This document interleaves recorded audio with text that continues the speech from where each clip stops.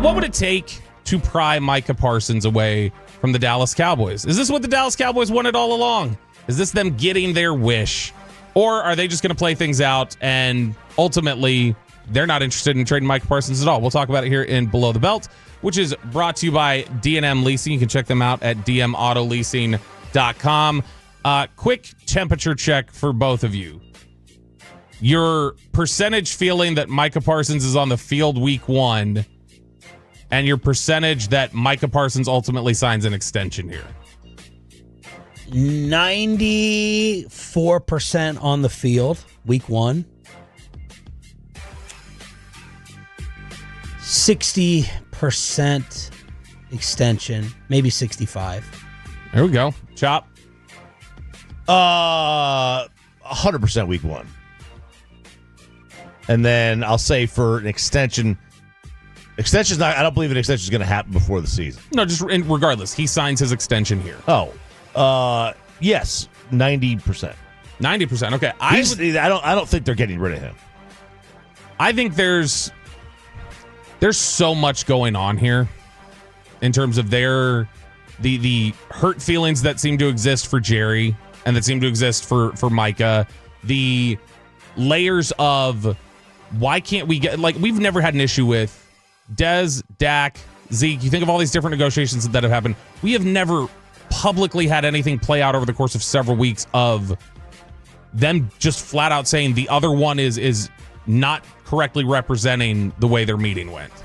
Like we've never had anybody just go like, that's not what the meeting was. Yes, it was. No, it wasn't. Like we've never had that sort of interaction before with a player and Jerry Jones in the public. So I do wonder how much you can smooth over in terms of somebody's going to have to move on this. I don't think Mike is going to. I don't think Micah's side is going to. I think they feel like we've done our due diligence. We have reached out. We've put it in your court. You need to come address this with us now. You can't just pretend we don't exist. Is this smart negotiating or childish pettiness? That's why I wanted to ask Joel Corey. You pick up the phone first, you lose. Is that expert negotiating? Yeah, see, I don't. Whenever he says that, it seems like a degree of childishness. Whenever he says childishness. Yep. It seems, childishness. Yeah, you got it. Fine. Easy for you to say. I think that part of it is the trade aspect of it makes no sense. When Jerry says you pick up the phone first, you lose when it comes to trades during the draft, it's like, well, no, if you don't want to sit there, you need to call somebody and you need to get out of there. That doesn't make any sense to me. On this front, they've been called. They have. They're Dallas has not rejected the claim to this point, to my knowledge, that they have reached out. They haven't said no, he hasn't. Have they ever disrespected an agent to this degree? I can't think of one. Not Jerry is acting like he's going to walk into the next CBA and say, I want agents eradicated. I don't want sports representation in the National Football League anymore. And we are putting in a rule, you cannot redo a deal until it expires. That's how he's acting. Someone, I think Fred said it yesterday, I thought it was a great line, that Jerry acts like it's just still 1995. Yeah. And maybe a lot of this is posturing, and he knows deals get done a year beforehand.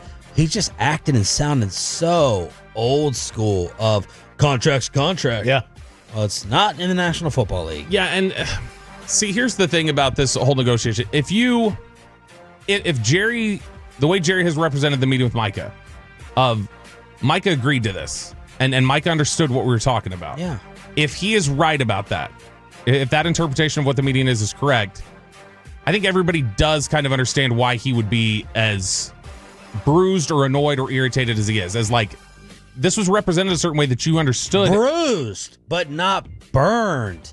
What are you doing to Brian Schottenheimer? What are you doing at the start of your football season? If Micah Parsons, knock on wood, goes out here in week 2 and gets hurt, everyone's going to blame, depending on the type of injury, everyone's going to blame Jerry Jones for getting Micah Parsons hurt because he didn't train. Yeah, his conditioning wasn't right. Yeah, his conditioning wasn't right. Yeah, and that's the thing is that I think there's a possibility that the way this is looked at is, like you said, bruised but not reckless or whatever else.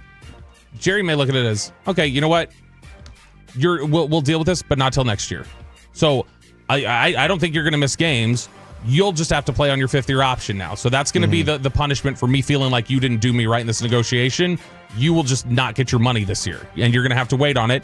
And however long you didn't want to be tied into a negotiation or didn't want to be under contract, you're going to be under contract a year extra now because I'm going to do this. And then the question is going to be how much. That's why I asked Eatman to bring out the TO scale.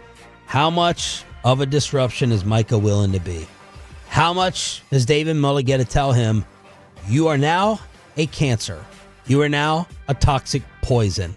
Yeah, that's the big question for me. Yeah, the issue though becomes if you go down that I'm a cancer kind of road, does that impact other teams' willingness to? I guess it only takes one. Yeah, but does that impact other teams' willingness to either pay you or what they're willing to trade for you? Right. All that stuff. I think George Pickens is a great example of somebody who is also David Mulligetta client and is saying, nope, I understand my payday's on the line and I'm going to. I'm going to approach this a certain way because I'm not here to mess anything up. This is my audition. This is what I think Micah would similarly. All right, it's audition time. Season started. We're locked in, and this is what we're doing. The more that this goes along, the more I do start to waver on the idea of him getting a deal done here.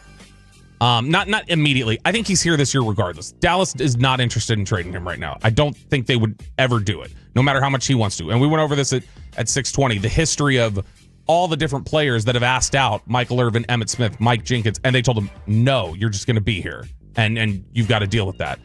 And I think that they would sit through that. My question then becomes, and we talked about it with Florio, when he's a free agent next year, they can tag him.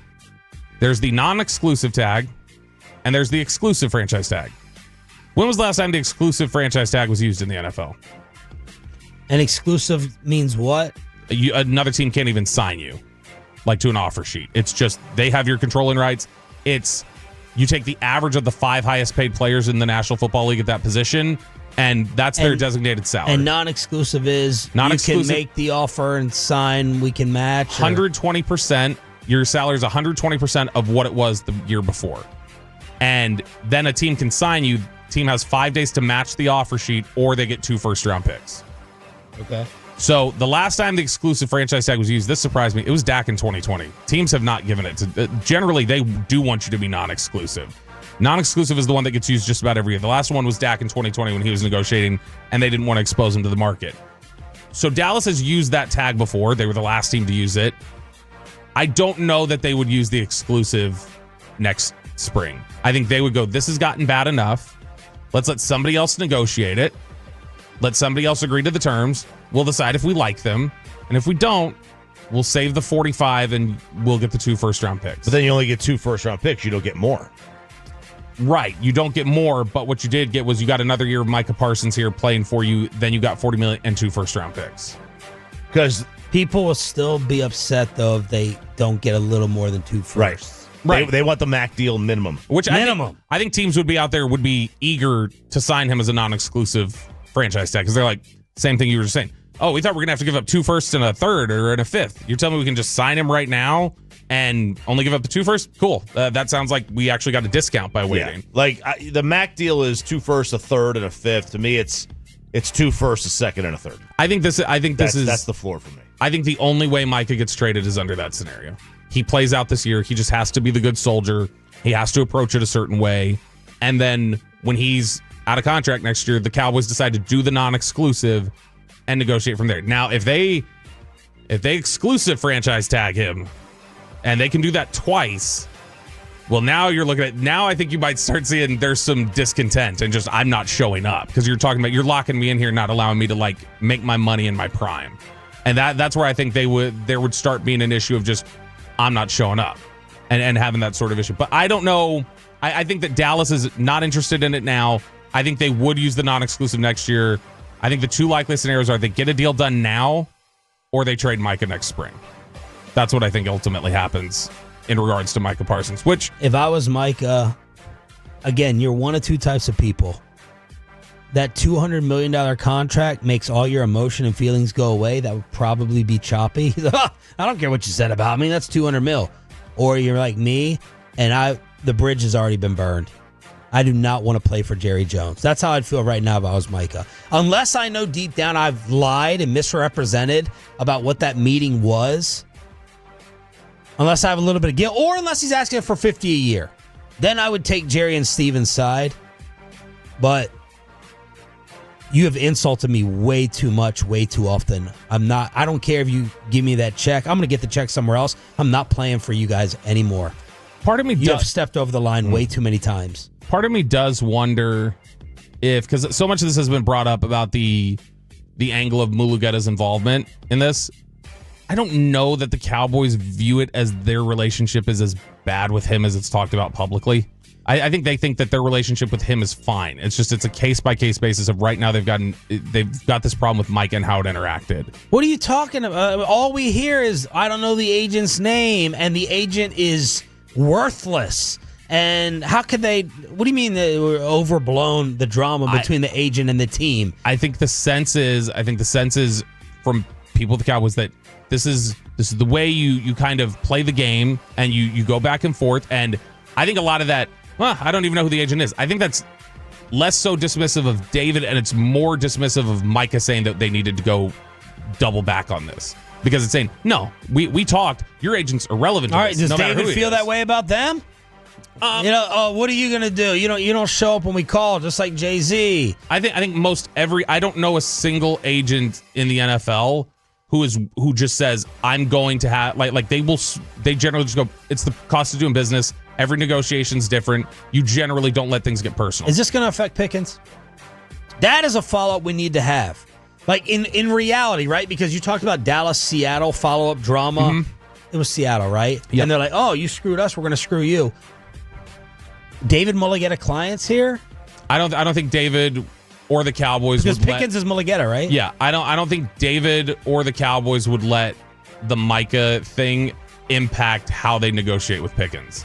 I think they'll just look at regardless. Now, you can look at when Randy Gregory left here and the Cowboys felt like Peter Schaefer, the agent, went back on some stuff. It was a miracle. 2 months later, all three of Peter Schaefer's clients were off the Cowboys roster.